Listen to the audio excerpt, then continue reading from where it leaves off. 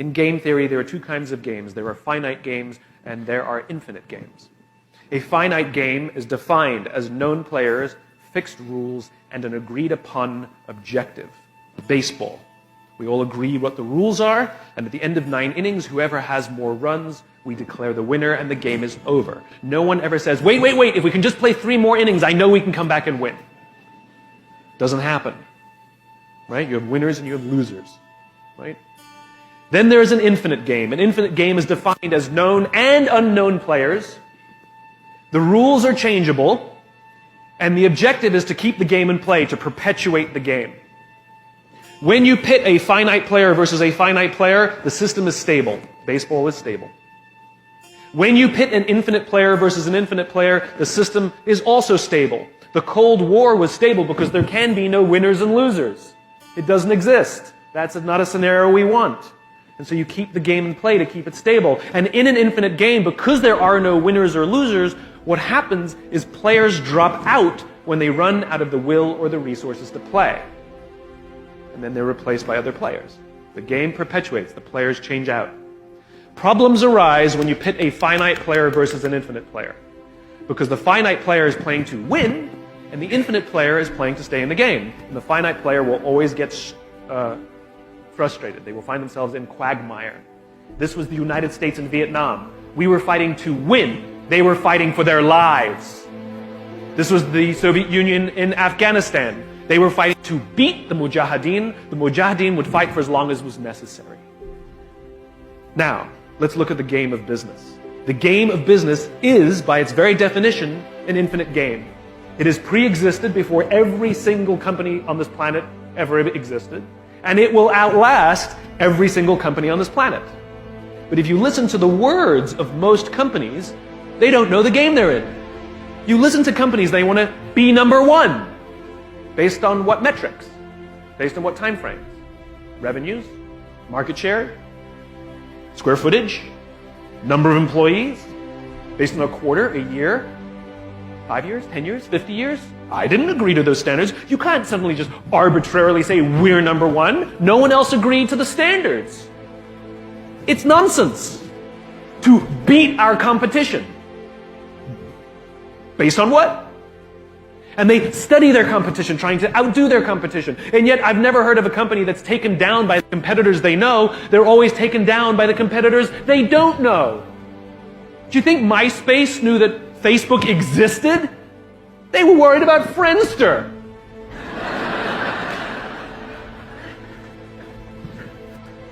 You can't make strategic decisions from studying your competition. You can make tactical decisions from studying your competition, but not strategic decisions. But when you listen to the way most companies play the game, they're in the wrong game. That's why they get frustrated. The great organizations understand that they're playing to stay in the game. Jim Senegal, the founder of Costco, says Wall Street's in the business of making the quarter of the year. We're in the business of building a company for the next 50 years. The understanding of knowing what game you're in radically changes the kinds of decisions you make and the way you see the world. It is also tremendously confidence building. Let me give you a true story. I spoke at a education. That's funny. I spoke at an education summit for Microsoft. I also spoke at an education summit for Apple. At the education summit for Microsoft, I would say that 70% of the executives spent about 70% of their presentations talking about how to beat Apple. At the Apple Education Summit, 100% of the executives spent 100% of their presentations talking about how to help teachers teach and how to help students learn. One is playing this way, and one is playing that way. One is playing finite, and the other one is playing infinite. Guess which one gets frustrated? So at the end of my talk at Microsoft, they gave me a gift. They gave me the new Zune when it was a thing.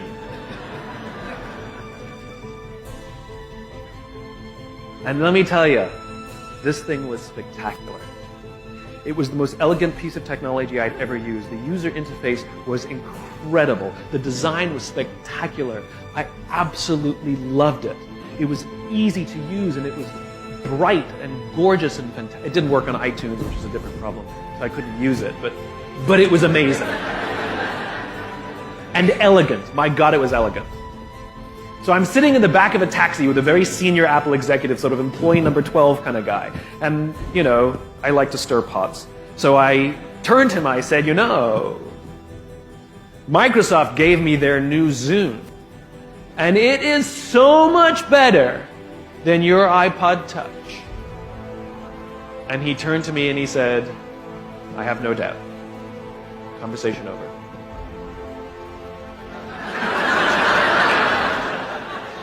Because the infinite player understands sometimes you're ahead and sometimes you're behind.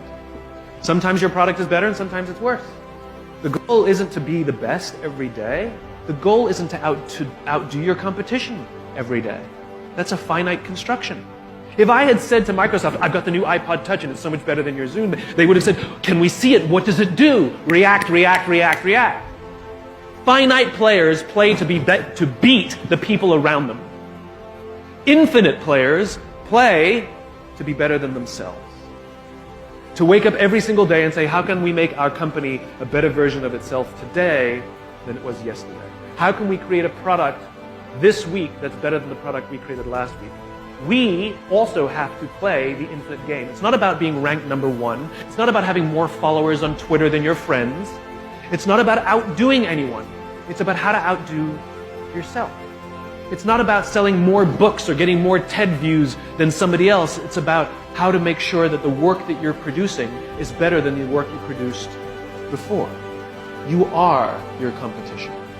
And that is what ensures you stay in the game the longest. And that is what ensures you find joy. Because the joy comes not from comparison, but from advancement. The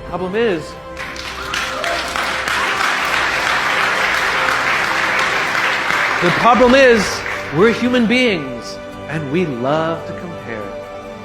We love a ranking. Oh, we love a ranking. Top 10 this, top 100 that.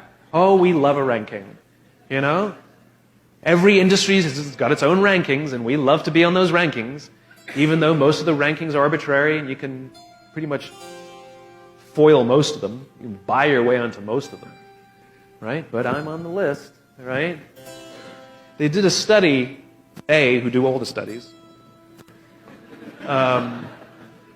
They did a study where they asked people if they wanted a free $400,000 house on a block where all the other houses are $100,000, or a free $1 million house on a block where all the other houses are $4 million.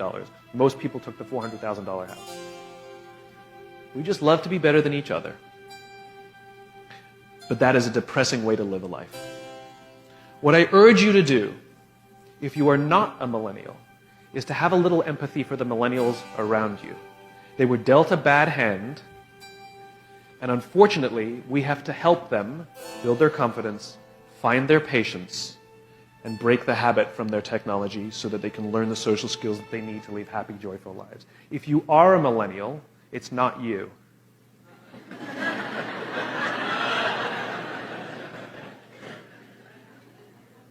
And take care of the millennial friends that you have around you, because they're not mad at you and they're not bad people. They were dealt the same bad hand that you were dealt. Don't demand that they take care of you. Take care of them. And that's part of the problem. There's an entire section in the bookshop called self-help, and there's no section in the bookshop called help others. And the way that we fix the problems in the world is not by trying